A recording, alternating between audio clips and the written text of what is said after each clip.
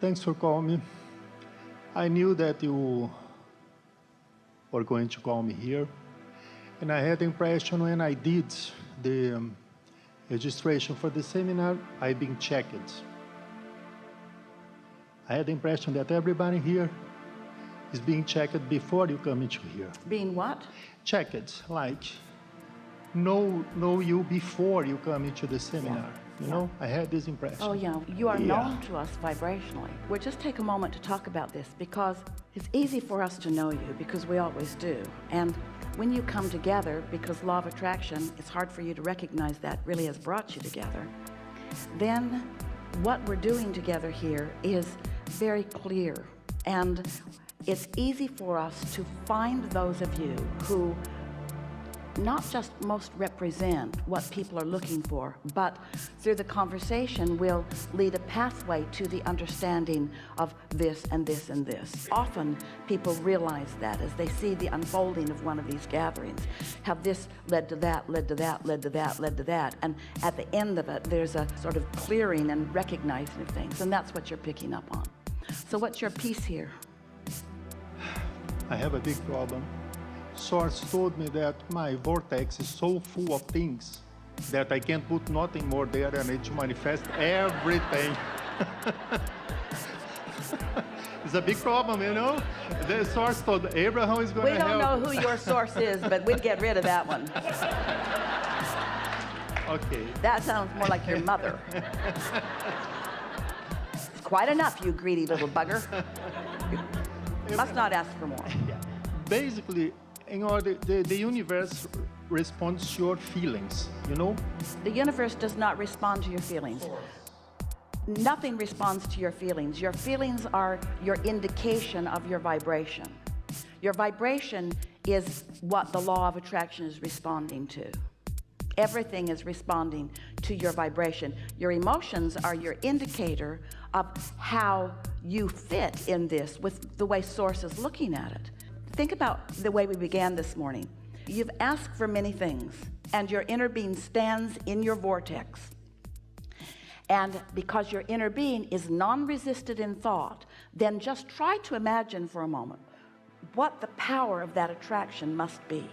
Oh, so this powerful attraction gathering all of these cooperative components, if you're not in sync with that, then you feel that resistance. That's what negative emotion is. It's you not lining up with your inner being who is lined up with all that you have become.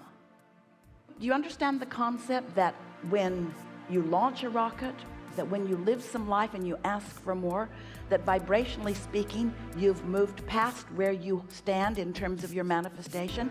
This is an important thing to understand. There's you standing in the middle of your manifestations. That's you.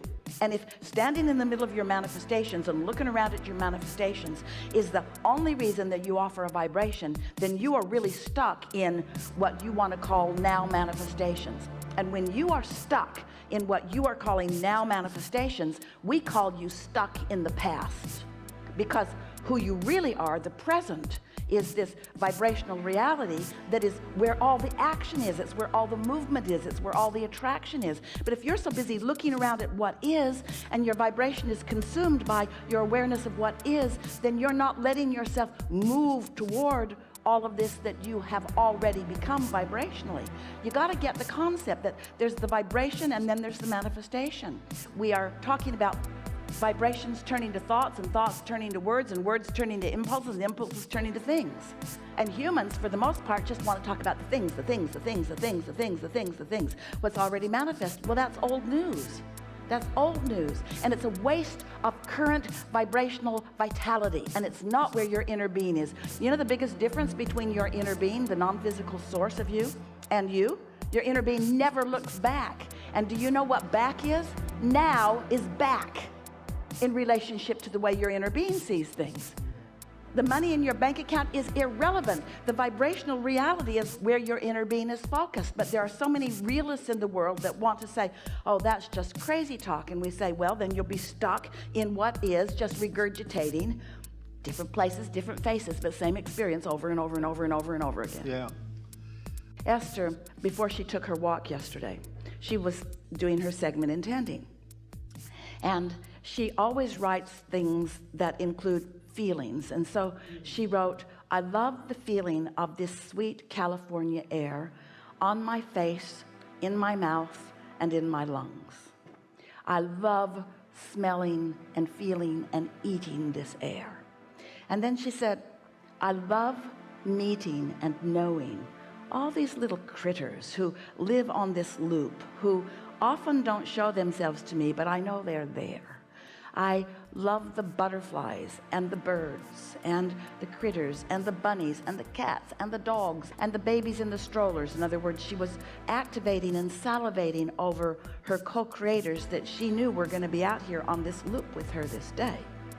She wrote more about other things, but as she's walking the loop, right away, the fragrance in the air was uniquely not fragrant in the sense that it was flowers. It was fragrant in the sense that there was enough moisture in the air that she could smell the ocean in it. And so she just sort of took it in. She felt her entire body rising to the deliciousness of that like never before. And she knew for sure it was because she got out ahead of it and got herself prepared to recognize it when it met her. It's been meeting her every morning, but she was there to recognize it. It's the recognition of what's happening. And then butterflies and hummingbirds and all manner of critters are surrounding her, not more abundant than usual, but more poignant than usual, showing up just at interesting places and interesting timing and communicating with her, reveling in the beauty of this day. And so then she ended her walk and she walked into this main gate, into a courtyard. And in this courtyard, she has a stream that's man-made, but it's really beautiful and has so much volume to it and sound to it. And she walked into the courtyard.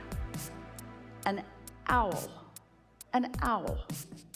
was drinking from the water in the daytime.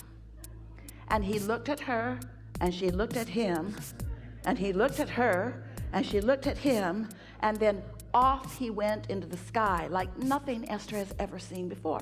Now she knows, she's known that owl was there for years. She can hear him at night. She hears him. She's not ever seen him before until she took an opportunity to get out ahead of it with her writing and to isolate within herself the feeling of these creatures who are sharing the loop with her, who are vibrational matches in their love of this succulent, delicious physical life experience that she is living. She activated within herself the way this owl feels about life, and he had to come to greet her. You see what we're talking about?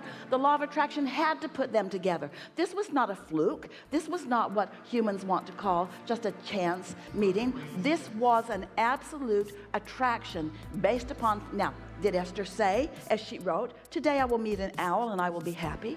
No, she didn't write anything like that. She wrote in general terms how she wanted to feel. She's leaving it to the universe to pick from what matters in her vortex. Now, if you know Esther, there's some books out on the table, some Sarah books, The Amazing Travails of the Giant Owl on Thacker's Trail. Owls are really, really, really, really, really, really, really, really, really, really meaningful to Esther because she has such a sincere relationship with Solomon. She just doesn't see them every day. They're not running around, and she was not asking the universe to bring her an owl. She was asking the universe to acknowledge her joy. She was not reaching to be joyful. She was joyful in her writing. She didn't write to be joyful. She wrote because she is joyful. Can you feel the difference? This segment intending is about how I feel now. I feel loved. I feel blessed. I feel sure. I feel eager. I feel happy.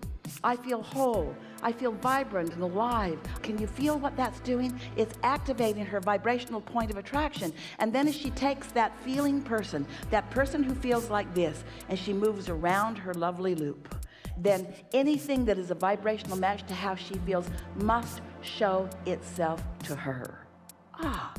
It's co-creation at its best, you see. You have to accept that it's a beautiful world that you live in, and you have to calibrate yourself to the beauty of the world. You have to accept that you are a blessed being, and you have to calibrate yourself to that blessed being that you are. You have to accept that you're intelligent and wise and adored and whole, and practice the vibration of that until everything that comes back to you reflects that to you, you see. So when you are the deliberate creator of your own experience, what you really are is the deliberate confirmer and practicer of the core vibration of that which you are. Now, Esther's been moving around life. She's been feeling pretty much that way for a long time, and life's been very, very good to her. But it is, so much more satisfying when she identifies something, as we're wanting to get you to do, identifies something, activates it in her vibration, savors it, writes words around it, sits and contemplates how those words feel, calibrating, and then deliberately moves out in the world so that the world can show her that it heard her calibration, that it honors her calibration, that it recognizes her calibration, that it is responding to her calibration. You are the creator of your own reality because you are the calibrator of your own vibration. You just got to accept that you are and do something about it. Yeah. Thank you very much. Yeah. Thank you. Yeah.